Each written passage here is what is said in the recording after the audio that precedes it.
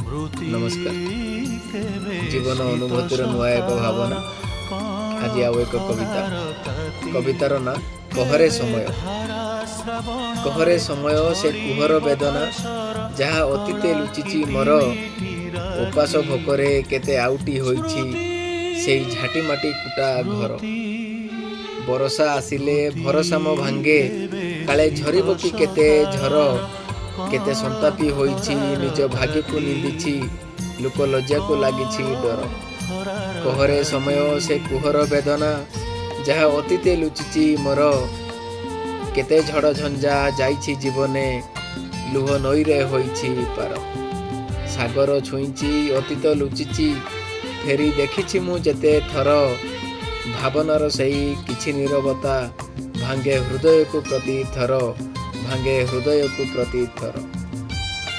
आशा करी ए कविताटी आपण मानकु भल लागिबो। जय जगन्नाथ।